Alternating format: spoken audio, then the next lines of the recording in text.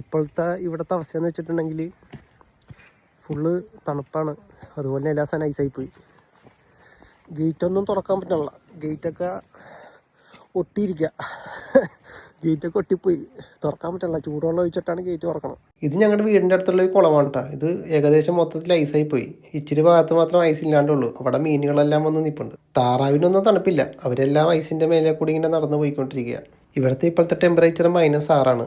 അതുപോലെ തന്നെ മഞ്ഞ് വീഴാൻ സാധ്യതയുണ്ടെന്ന് വെതർ റിപ്പോർട്ടുണ്ട്. അങ്ങനെ തന്നെ ഏകദേശം ഉച്ചയ്ക്ക് 2 മണിയായപ്പോൾ മഞ്ഞ് വീഴ്ച തുടങ്ങി. നല്ല ശക്തിയിൽ തന്നെ മഞ്ഞ് വീഴുന്നുണ്ട്. അതുപോലെ തന്നെ നല്ല കാറ്റുമുണ്ട്. നമ്മുടെ നാട്ടിൽ മഴ പെയ്യുമ്പോൾ സ്കൂളിന് അവധി കൊടുക്കുന്ന പോലെ തന്നെ ഇവിടെയും ഉണ്ടാ പരിപാടി. സ്കൂളിൽ നിന്ന് മെയിൽ ചെയ്തിട്ടുണ്ട്, മഞ്ഞ് പെയ്യുന്ന കാരണം തന്നെ കുട്ടികളെ 1.5 മണിക്കൂർ മുന്നേ തന്നെ വന്ന് വെക്കണമെന്ന്. ആ മെയിൽ കണ്ടപ്പോൾ എനിക്ക് മനസ്സിലായി കുറച്ച് കഴിയുമ്പോൾ റോഡെല്ലാം മഞ്ഞ് വീണ് മൂടിപ്പോകാൻ സാധ്യതയുണ്ടെന്ന്. ഈ മുന്നേ പോകുന്നത് റോഡിൽ ഐസ് പിടിക്കാണ്ടിരിക്കാനായിട്ട് ഉപ്പിടുന്ന വണ്ടിയാണ്. സാധാരണ ഈ വണ്ടി രാത്രിയാണ് വന്നത് ഉപ്പിടാനായിട്ട്. റോഡ് മഞ്ഞ് വീണ് മൂടിപ്പോണതിന് മുന്നേ തന്നെ ഉപ്പിട്ടാലേ കാര്യമുള്ളൂ. മഞ്ഞിൻ്റെ ശക്തിയാണെങ്കിൽ കൂടി വന്നുകൊണ്ടിരിക്കുക. അങ്ങനെ നേരെ സ്കൂളിൽ പോയി കൊച്ചിനെ വിളിച്ച് നേരെ വീട്ടിലേക്ക് വന്നു. അപ്പോൾ അടുത്ത വീഡിയോയിൽ കാണാം. ബൈ.